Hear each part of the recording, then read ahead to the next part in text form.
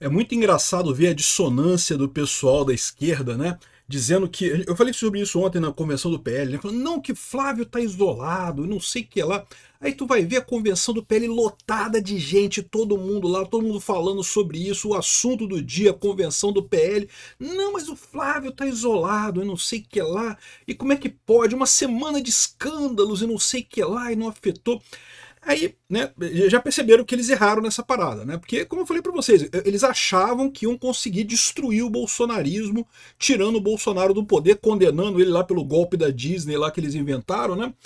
Aí você começa a ver o pessoal começando a justificar esse troço, né? Tá aqui, ó, debate político perde espaço para as redes sociais de cientista política. Não, porque agora você não consegue mais convencer as pessoas de nada, porque elas estão na rede social e daí elas não mudam de opinião. Você entendeu o que ela falou? Você entendeu qual que é o argumento dela aqui? Porque antes eles conseguiam fazer isso. Antes a televisão conseguia manter o consenso social e convencer as pessoas a irem para o lado que elas achavam que deveria ir. E agora elas perderam isso. As redes sociais, de fato, permitem que as pessoas sejam mais autênticas. Elas não precisam se conformar com o consenso social, porque elas têm os próprios grupos. Né? Então, ou seja, isso dá mais liberdade para as pessoas.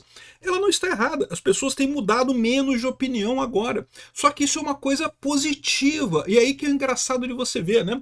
O que ela fala aqui, a senhora Graziella Testa, ela não está errada, tá? O que ela coloca aqui, ela fala coisas que são verdadeiras. Só que ela coloca com uma conotação negativa. Por quê? Porque ela entende que, mas a esquerda agora está acabando e o bolsonarismo está crescendo.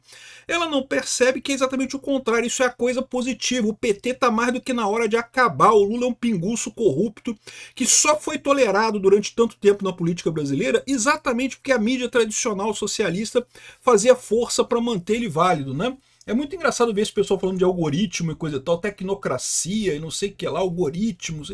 Eles botam um negócio como se fosse uma coisa mágica, né? Algoritmo é uma coisa super simples. Não tem nada de mágico nessa história, mas essa é a ideia desse pessoal. Eles estão percebendo que eles estão ficando para trás. E estão mesmo. Só que eles estão ficando para trás, não porque tem um algoritmo mágico que consegue suplantar eles e coisa e tal, não, eles estão ficando para trás porque as pessoas conversando entre si acabam tendo uma opinião mais fundamentada do que era na época da informação centralizada, na época da Rede Globo mandando em todo mundo, né? Ou seja, estamos numa coisa positiva. Vamos entender esse negócio que está interessante, esse artigo dela, que ela não está errada, ela só está vendo o lado errado do problema. Eu sou Peter Turguniev, esse é o canal Ancapsu, eu estou gravando esse vídeo no dia 25 de julho de 2026, às 10 horas da noite, e essa notícia foi sugerida por Cético Libertário, Rei Arthur I e várias outras pessoas. Obrigado aí ao pessoal que sugeriu notícias lá no nosso site, no visãolibertaria.com, e obrigado a você que está assistindo o nosso vídeo. Se você gosta do nosso conteúdo, por favor, deixe o seu like, se inscreva aqui no canal, né? Então tá aqui, ó, debate político perde espaço para redes sociais de cientistas. Agora a gente não debate mais política, é as redes sociais que debatem. Não, meu amigo, agora que você tem o verdadeiro debate político. O que acontecia antes é que esse debate ficava restrito, agora a população inteira participa. Esse pessoal se diz democrata? Não, porque eu sou a favor da democracia. Ai, mas esses 213 milhões de tiraninhos querendo dar opinião, não pode. Não, tem que ser só aqui em Brasília, a gente discutindo as coisas aqui, né? Aqui, ó, esse aqui é o William Vac, né, o programa do William Vac. A professora da Federal do Paraná, a Graziella Tesla, avalia que telas e algoritmos mudaram a relação entre eleitores, candidatos e Congresso. Bom, que mudaram a relação entre eleitores, candidatos e Congresso, ninguém tem dúvida, eu concordo plenamente. Mas a minha visão é que mudaram para melhor. Você tem mais inclusão, você tem mais participação política das pessoas, né? Olha aqui. A política se tornou mais um ambiente mediado por telas e algoritmos que constroem e consolidam a identidade das figuras públicas. Esse processo facilitou a solidificação dos eleitores, que não estão dispostos a mudar de voto. Ué, peraí, o eleitor era para mudar de voto, é isso? Você está achando que o bom é quando o eleitor mudava de voto, quando o eleitor ele aceitava um voto diferente daquele que ele tinha, né? daquela opinião que ele tinha, né? Repara que coisa curiosa, né? Para ela isso é democracia, mas Mas veja, ela não está errada, é o que eu falo para vocês. Por que a imprensa toda ficou falando que o Flávio acabou, o Flávio já era? Porque, de fato, isso teria acontecido. Fosse esse bombardeio que o Flávio sofreu aí na última semana, fosse isso lá em 2010, 1990, né? Antes da era da informação descentralizada e distribuída, você teria apenas a Rede Globo falando, não, porque o Flávio tinha nota fiscal cancelada, não pode cancelar a nota fiscal, que absurdo. Ele contratou o mesmo contador que o primo do tio do não sei o que lá, que tinha uma empresa que não sei o que tinha ligação com o Vorcaro, pronto, ele tem que se explicar. Como assim você contrata um contador sem procurar saber se ele tem ligação com o Vorcaro ou não antes, né? Você pediu dinheiro pro filme? Ah, olha só, corrupção. Corrupção como? O Flávio é oposição, corrupção é uma coisa que acontece com o governo. Mas o pessoal insistiu nesse negócio, né? E eles estavam naquela leva de que não, isso acabou com o Flávio, isso destruiu o Flávio. E não foi o que aconteceu. Chegou a convenção do PL, lotado de gente, todo mundo apoiando.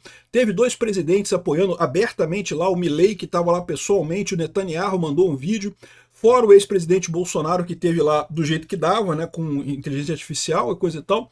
E sem dúvida alguma o Flávio tem apoio de um monte de líderes aí no mundo todo, né? Então eu quero ver se o Lula vai ter algum líder estrangeiro apoiando ele aí na corrida presidencial dele esse ano. Vamos só ver esse negócio aí. Porque os amigos dele, esquerdistas que tinha na América Latina, todos perderam, né? O Boric no Chile perdeu, o Maduro está preso, talvez o cara de Cuba. O cara de Cuba pode ser que, né, o Dias-Canel pode ser que apareça lá, né? Mas enfim.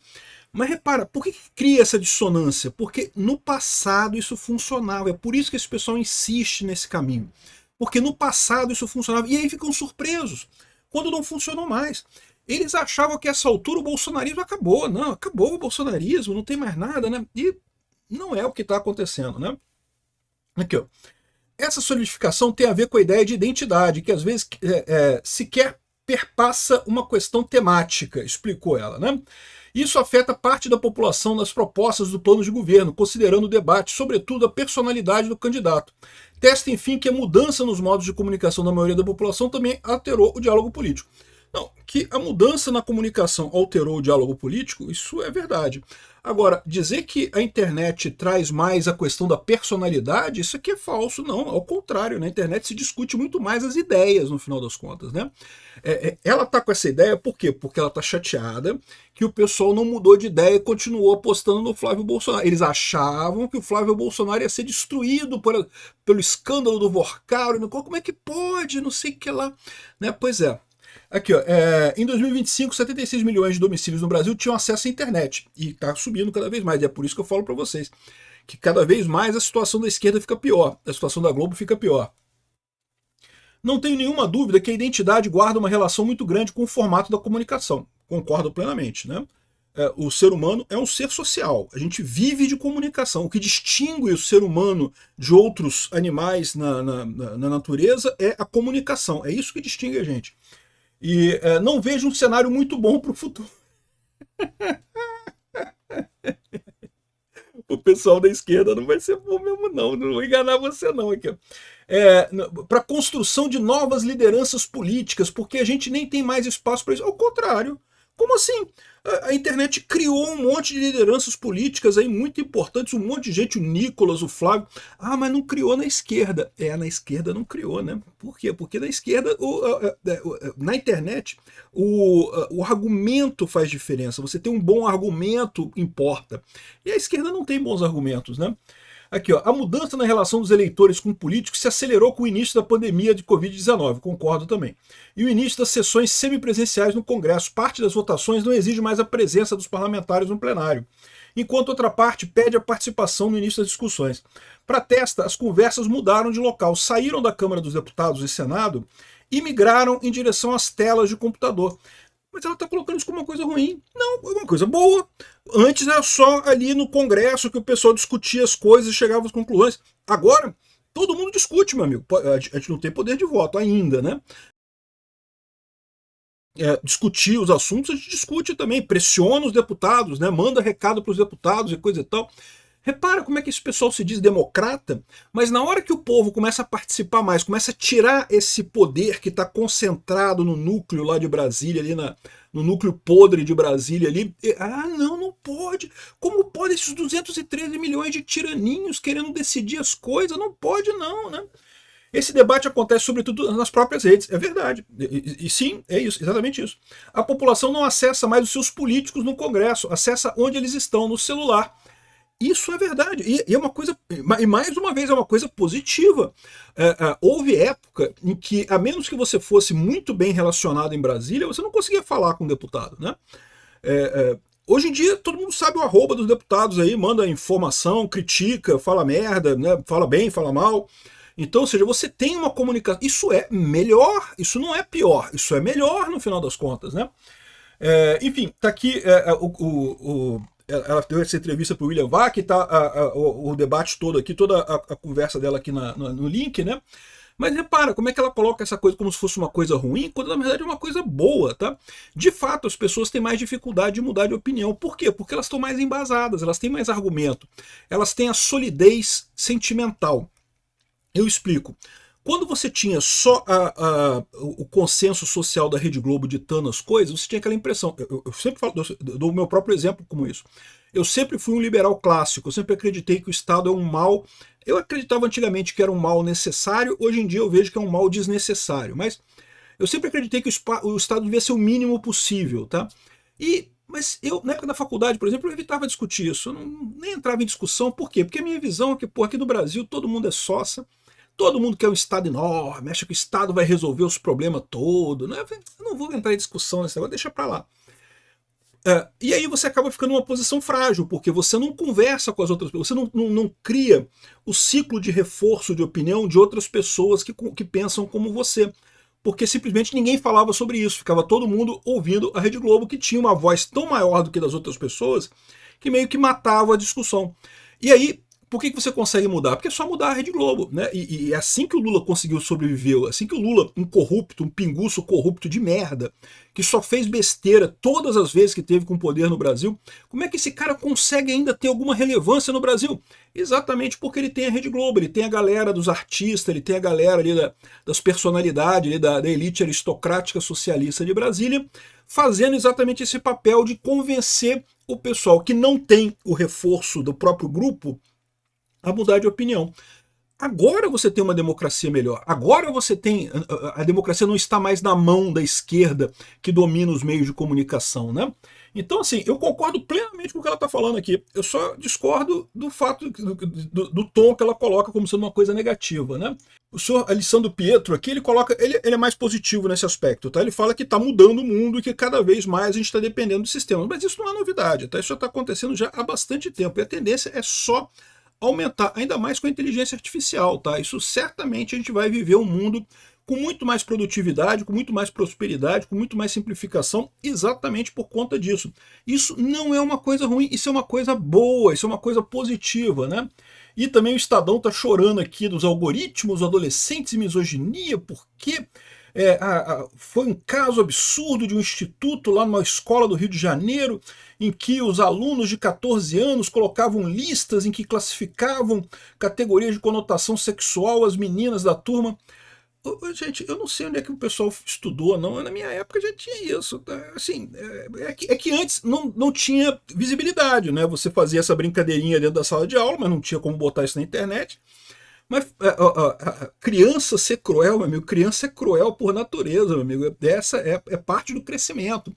O pessoal vai ali se batendo um com o outro ali, vai polindo todo mundo, de forma que quando vira adulto já tá mais polido e coisa e tal. Mas tem, isso daí, criança faz essas maldades mesmo, meu amigo, não tem essa não.